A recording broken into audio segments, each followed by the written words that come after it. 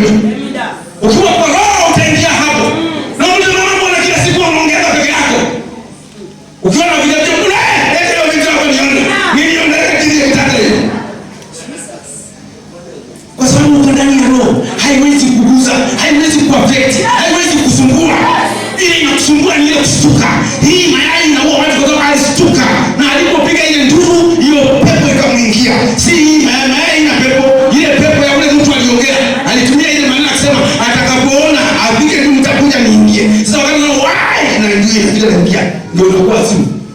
Kwa nini kama ni kitu mbaya bora kushokotika kija kukaa mkono inatoka? Unaona? Umepiga nduru lakini unaikuwa mkono inatoka. Hakuna kitu kimetoka. Unaona sasa? You see? Sasa hii mayai wewe ungechukua ukarange, ungepata ungekula mzuri, hiyo mchana ungekaa na amani. Kwa kwamba leo nimekula kwa mayai breakfast.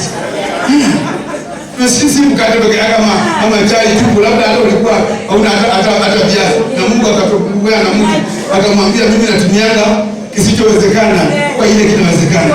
Sasa mtumishi wangu pale nimeona hapo na njaa, ngoja nipelekee mayai. Naye kwenda nakataa huyo Mungu wake, anachukua ule Mungu ule mtu mwingine. Msiunge shetani mkono bwana. Ungeni mshokotinga mkono.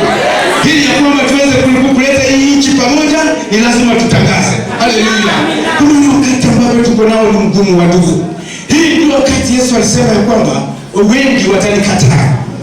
Mtanikataa. Hata nyinyi ambao mko hapa, kuna wakati unakuja mtanikataa mimi. Mnasema hii kanisa tutakawe.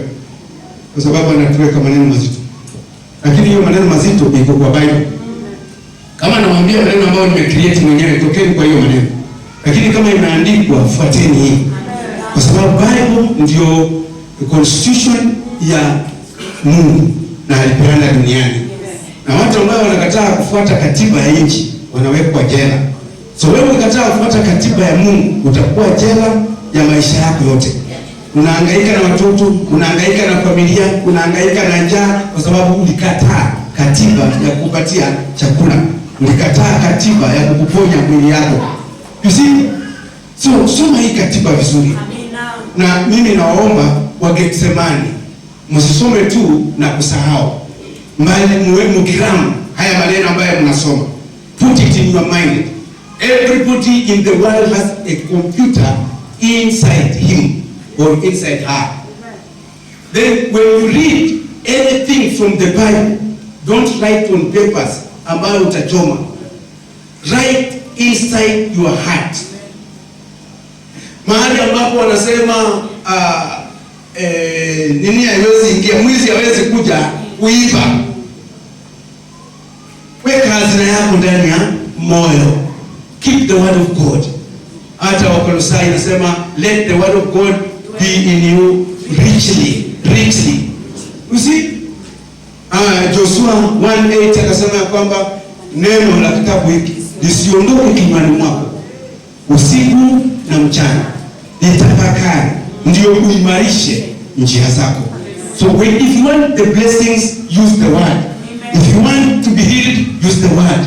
If you want to go home, use the word. Hapana tegemea watu. Maana Yeremia anasema wamelaaniwa amtegemeaye mwanadamu, amfanyaye mwanadamu kuwa kinga. Ana anapoondoka wewe pisha. Hallelujah. 1 Corinthians chapter 3 verse 20 to 21 inasema kwamba all things are yours.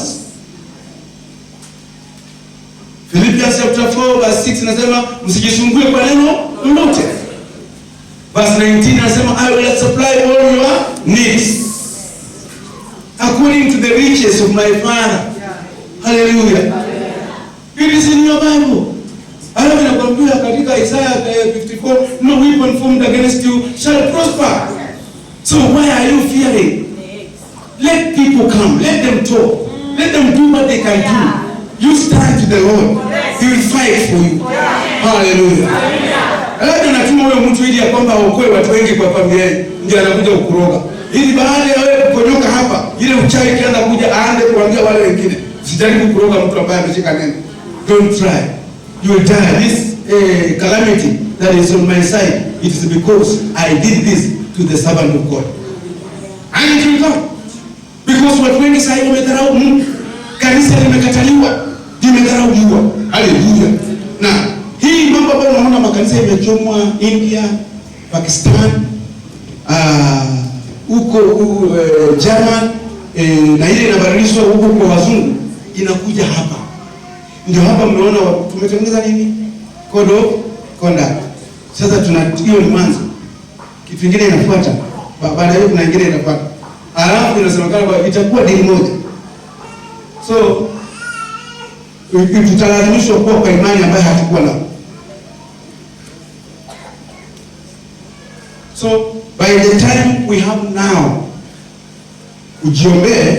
ukiombea Israel, because kwa Israel is in your Bible, in Revelation, ya kwamba kutakuwa na vita ya Wakristo na Waislamu. Na wanapigania nini? Wanapigania kubomoa msikiti. Kwa nini inabomolewa? Sanduku la agano liliwekwa chini ya msikiti, na zile amri za Musa, zile bao, zile ziko na 10 commandments. This is now a prophecy I am giving. Iko ndani. Sasa watakapokuwa wanapigana waweke pale. Kwa maana Israeli kubwa, wangejenga ile kama pale. Wangejenga, kwa nini wabomoa hiyo? Why? Amjiulize. Kwa nini tuuane hapa? Tuue watu, tunabomoa hii nyumba.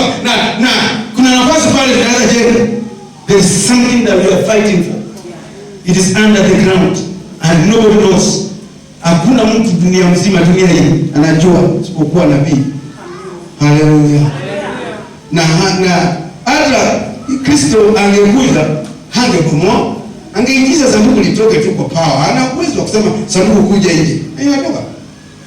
Lakini anataka maandiko itimie. Msikiti pomolewe, hekalu ijengwe, mahali sanduku la Mungu liko. Alafu yeye anapokuja analitoa.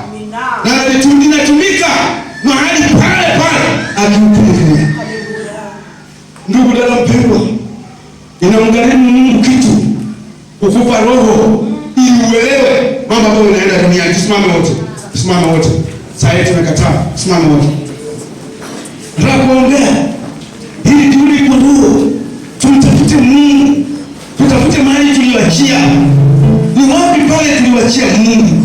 Hii moto tuliokuwa nao nani alizima? Na inaakishwa aje? Nataka iakishwe ndani ya moyo wangu ili nimtumikie Mungu.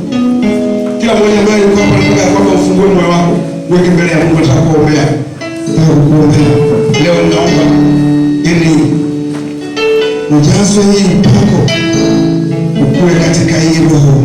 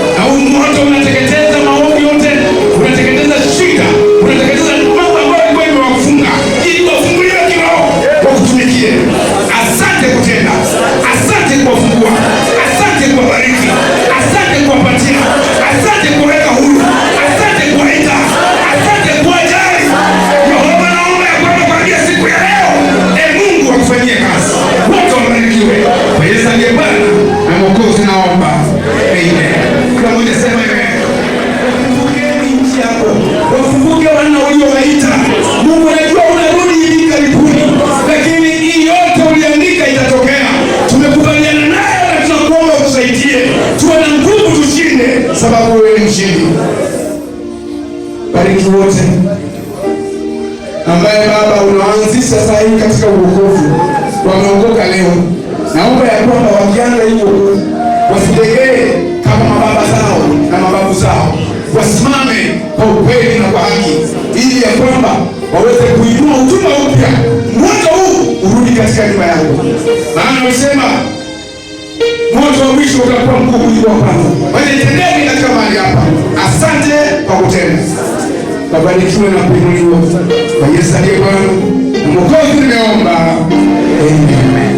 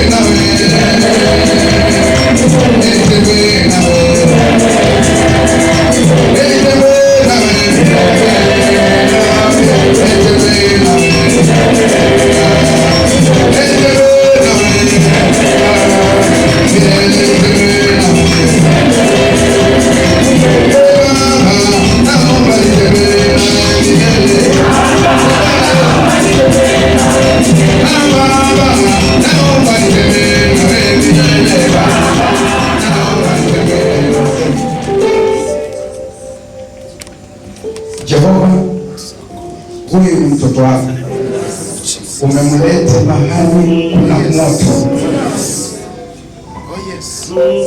Damu ya ukoo wao inamwandama, pepo ya nyoka, pepo damu ya mbwa mpaka imeletea magonjwa na kutabia, lakini amekanyaga mahali kuna roho, kuna moto. Shetani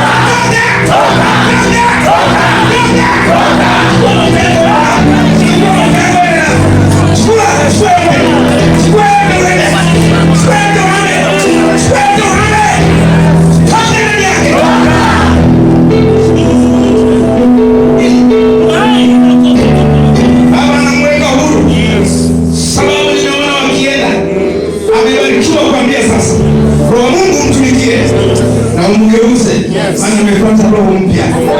Yesu aliye Bwana na Mwokozi nao. Amen. Nipe mkono sasa. Mimi ndio hapa. Mama katika jina la Yesu. Nitaleba huyu. Asante Yesu.